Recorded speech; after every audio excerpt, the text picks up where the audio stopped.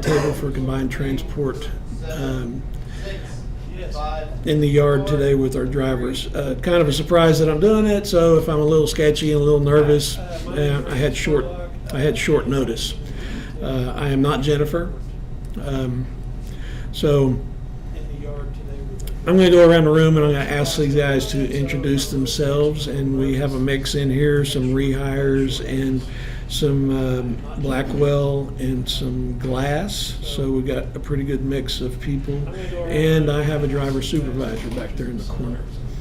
So you go around and just introduce yourself, tell me how long you've driven, what you're going into. Joey, I'm going into reefer and I have no experience here for the student program. Oh, cool. What school did you go to? 160 driving Captain Cresswell. Okay. Awesome. Where do you live? Roseburg, Oregon. Roseburg. Okay. Well, good. Welcome to your new career. Hope you enjoy it. Hope it's everything you want it to be. Morris Spagner, reefer, California. We've been church up for 8 years. Okay. So you got a little bit of experience. What kind of equipment have you pulled? Has it all been van and reefer, or? Well, van, reefer, hazmat, which, I mean, not just oil, Right. fuel.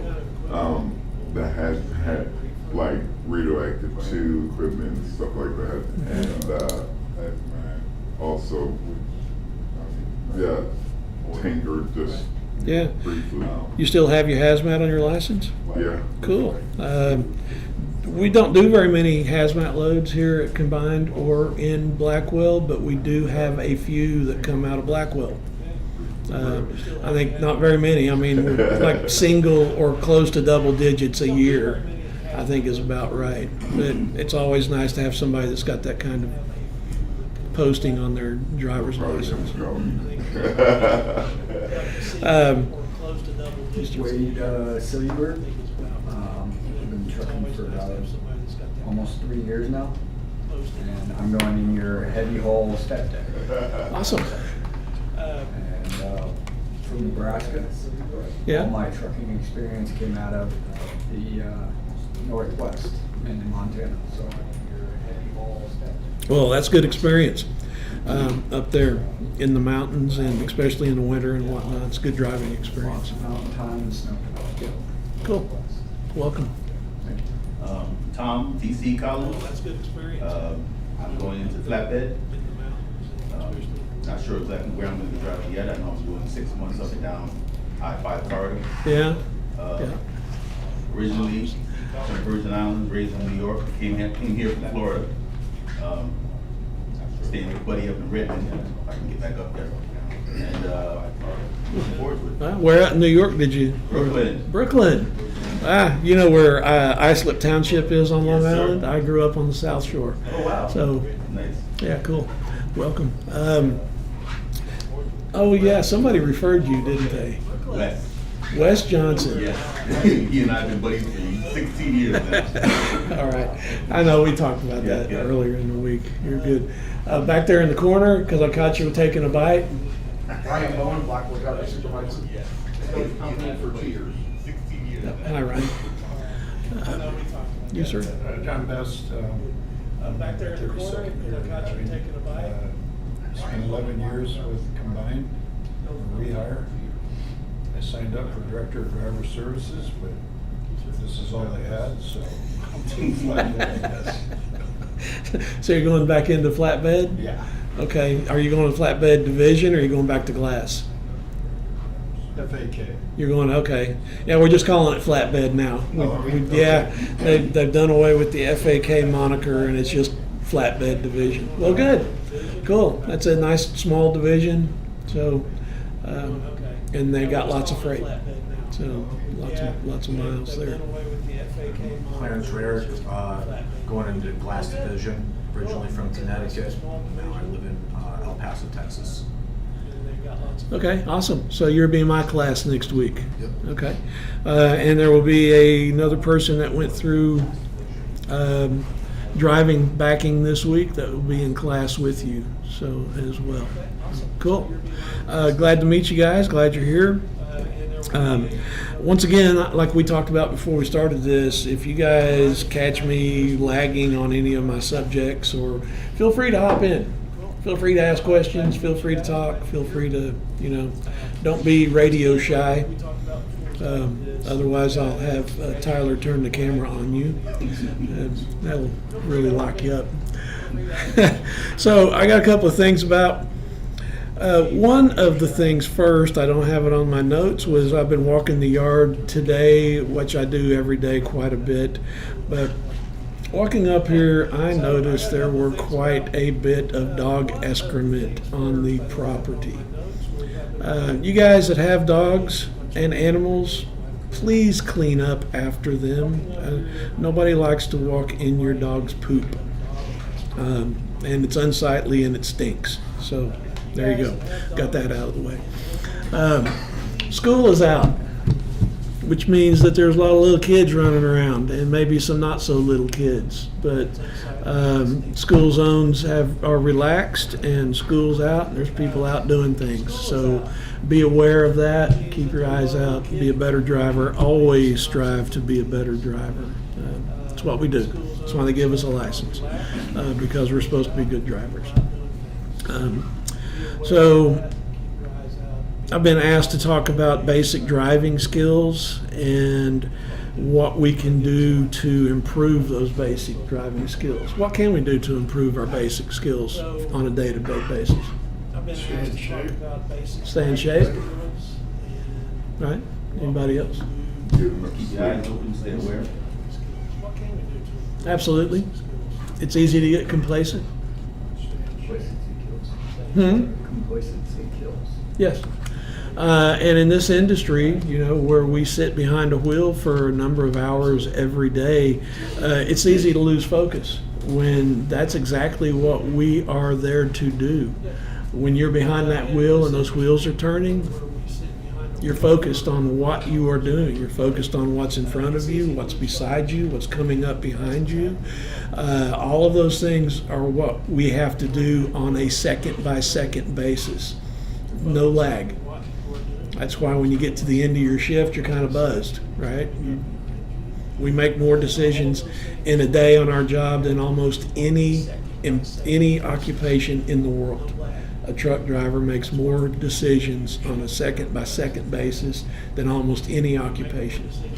So stay focused and practice your driving skills. Practice good habits. Good habits enforce good results. And if you got good habits, you're just going to continue to be a good driver and a better driver. When they give us those little green books and say that you have to have them in your possession in your truck. How many of y'all read that? How many of y'all read that green book? Read it. Does anybody read it to go All to the way sleep? through? Well, do you ever leaf through it? Do you ever Yeah. open it up and use it for a point of We had to- reference or what? We had to know what was in and how to use it when, with my last company, we were doing hazmat. Mm-hmm. All the way through. Well, yeah, absolutely. Hazmat, you're going to look in there for reference and whatnot. They give us that book because when we earn that license, we're still required to know the regulations that impact our industry. It's not a, here's your license, here's your green book, there you go. Go out there and enjoy your life. We still have to increase our experience and increase our skill to maintain and be a good driver. Right? So there's all manner of things. Staying alert, eating correctly, being healthy, getting a good night's sleep. When you get up there behind the wheel, not have distractions, not have your phone that you just got off with your wife or your girlfriend or boyfriend or whatever, and those distractions need to be away once you get up and behind that wheel. You're a professional at that point, so get up there and do your job. So basic driving skills, just keep them up. So certifying logs on our ELDs. And Ryan, some of this stuff, if you feel jump in, please do, because I'm not, you talk about it all day long. Certifying logs, Chris talked on it, our glass manager, Chris Clark, she discussed this last week. It is not a complicated process to certify your logs on our ELDs. It is a required process. It's required, and it's not complicated. It's a read this, push this, and I think read another line, push this, and you're back on the logs. Is that correct? Right? It's a seconds type of process. So we're having a problem with drivers that are just refusing to certify their logs. That puts us in violation. And it increases our CSA score. I'm not going to talk about CSA today. We talk about that almost every time we have one of these meetings. But it is one of those things that if you get a log violation, you get CSA points, which means we get CSA points. So, yes, John. I'm doing mine at night. Am I doing it wrong? I do it every night after I get. So that, Ryan, you want to answer that, or can you answer that? So you have to certify them every 24 hours, so when you're in the sleeper berth, things are still happening. If the motor's shutting on, shutting off, there's still activity going. It may or may not ask you to recertify the next day. So the best thing that I tell everybody is, when you get up in the morning, before you start your pre-trip, certify the night before. And then go on duty and do your pre-trip. Make it part of your morning routine. Certify your log the night before, do your pre-trip, go on duty, do your pre-trip, and then go about your day. Well, get your, I mean, I don't know what this people's computer is, but like with the Qualcomm, you couldn't, when you, after your 10-hour break, you couldn't do anything on the Qualcomm until you certified your logs. Can't y'all do that with, but like with Qualcomm? No, not with Like that with people. What's it called, People's? PeopleNet. PeopleNet. PeopleNet. Yeah, it's not like that. It's certified at your leisure. We want it done once a day, and in the morning is the best time. So you can't put it in there, you can't do anything without certifying your logs. Can't do anything On the Qualcomm? on the PeopleNet. Yes, you can. But Yeah. I'm saying, could you make it that way? Oh, I don't know. That's a question for another time, though. But that's a good question to enforce it, to make people comply with that. And I don't know. That may be something Wouldn't that we be can like do. the smartest thing, especially if it's costing you points? I will kick that to the people that know about it.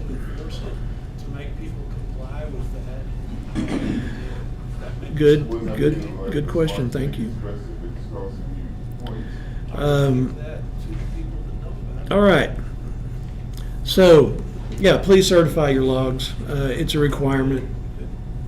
Don't let it lag, because we get notifications, which means fine gentlemen like Ryan or somebody will be calling you saying, hey, why aren't you certifying your logs? When it's just a simple push, push, push. OSHA is going to be here the 27th of this month. So in 11 days on this yard, we're going to have a voluntary OSHA inspection. And they're going to be here walking through. Doesn't mean to, sure, we'd like to spruce everything up and make sure everybody's got a shiny, happy face on.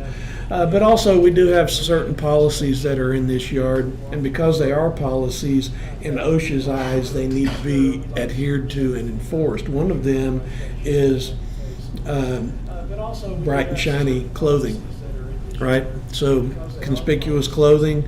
High-vis is specifically what is in our policy. High-vis is lime, yellow, or orange color. Doesn't have to necessarily have the reflective, but it has to be one of those colors. And if you have the reflective, more the better. Your shirt's fine like that because it's high-vis, okay? So they're going to be here on the 27th of June and doing a walkthrough. Stop signs, right? Stop sign's not a suggestion. Speed limit is not a suggestion. It's 10 miles an hour everywhere on the yard and all the way down to the highway. Going down the road, going down the driveway to the highway. It's 10 miles an hour everywhere once you get off the highway. So try to pay attention to that and maintain those compliances. So any questions before I get off on that subject and topic? All right. Safety and Infinity. So you guys have all done your Infinity this week. It's a monthly thing. We also have all of our new hires when they come in download the Infinity application and do the current program that's in there, right? You'll be given one once a month.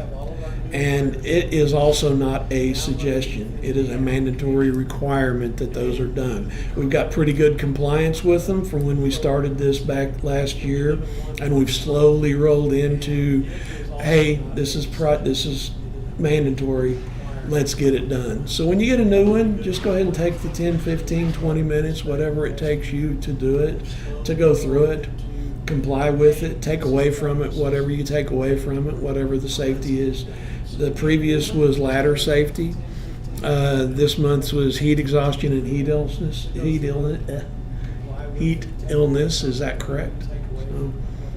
So, I know the radio can't see your nodding heads, but so we're going to continue to do that. It is tied into our safety somewhat. I'm not very eloquent at speaking to it on this subject. I should be a little better, but I came to this pretty late today. So I believe that Infinity is tied to our insurance costs. We need 100% compliance on this so that we can maintain nice and even insurance prices across on our policy on our trucks. And so do your Infinity, practice your safety, practice your ladder safety. All of you guys that are in here that are doing anything that is not reefer and van related, you're going to be on a ladder, right? Nobody's working on a step deck or a flatbed without getting on a ladder at some point. You're going to be on a ladder almost every single load unless it's a simple lumber load. Other than that, you're going to be on ladders, and you're probably going to be on multiple types of ladders. So know how to use them correctly, address them correctly when you approach them. Don't scamper up them, don't scamper down them. That's how accidents happen. So we're going to go off of that. All right, so trucks. One of my favorite subjects here is pre-trip inspection. I'm sorry, I forget your first name again? Clarence. So next week you're going to hear me talk about pre-trip inspection quite a bit. A lot of people don't know, how often is a pre-trip inspection required?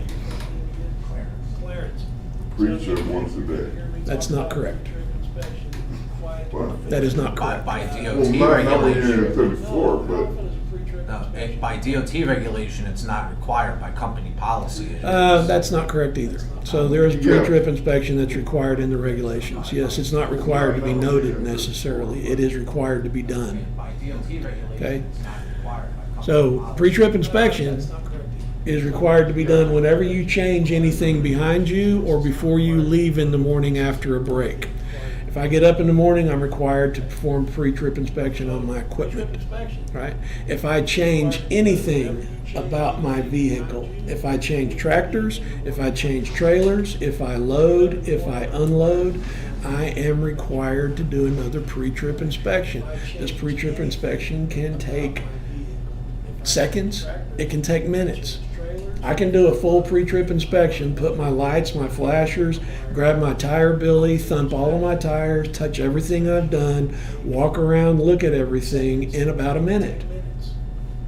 That's a pre-trip inspection. It is not a suggestion. If you're not doing this, you're failing yourself.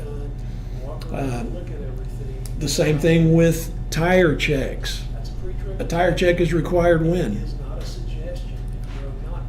Pre-trip and then every 25 and 150 miles. Yep, that's one of those things that's a misconception. A tire check is required to be done at each duty status change. If I pull into a rest area to take a pee and I pop my brakes and I open that door, my duty status has changed. I am required to do a tire check. It's in the regulations. It's written that way. Duty status changes, you're required to do a tire check. Simple again. Drag your tire billy, walk around, thump your tires, put it back in, go do your business, come out, look at your glad hand, look at your fifth wheel puller, jump in your truck and go. But you're required to do it. I don't know how many miles you guys have driven. I've driven a couple of million. I've got a practice that I do it every time. I'm not thumping myself on the back, but I can't tell you how many times after just driving 15 or 20 miles, I found a flat tire. All right, can you get a flat tire in 15 miles? Yes. So, anyway, I told y'all to stop me if I start riffing. So, shop wanted me to remind you guys about your PMs, and so did Ty.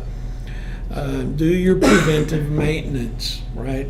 And preventive maintenance is not only just when we got the blue card that you have in your truck at the service intervals that we got. I think what are they, 22,500. Is that right? It's 22,500. So that makes our drain intervals at 44,000 or 45,000 miles. That's an extended drain interval, right? And I can remember when drain intervals were 10,000 miles. So that's extended. We get that through benefit of our program that we have, and that we purchase warranties, and we're allowed to have those extended drain intervals. Don't miss them. Don't miss the short service. Don't miss the drain interval by any amount of time. Right? We give you 1,000 miles heads up, I think, is that you've got a service coming up. You should also be aware of when your services are coming up. Oh, hey, I'm within 1,000 miles. I need to start organizing when, where, and what, and when I want to get this done, right? It's on you guys, right? We hire you guys, even you students, we hire you guys to be self-thinkers. We are not in the business of being babysitters. There's a lot of trucking companies out there that like to be babysitters. We're not one of them. We want you to think for yourself. Part of that is doing your job. And part of that is keeping up on top of PMs and whatnot. Our policy also, when you want to have work done, is that you give the shop a 24-hour advance notice on your OBCs, right? So your onboard computer. That's a requirement that we have. We can make, if something happens and you're close by and you need to get it done, we can make that happen. But for stuff that that needs to be done and you're coming by the yard and you're going to be by the yard, please give us the courtesy of a 24-hour or more notice of when you're going to be here and what the problem is. And that way we can be ready and have you scheduled and get you in, get you out, and get you back on the road. Okay. I know I'm missing some stuff for people that asked me to say, and you guys got any questions, comments, concerns? No? Tyler? Missing some stuff. You? So thank you very much, and you guys have a good weekend. It's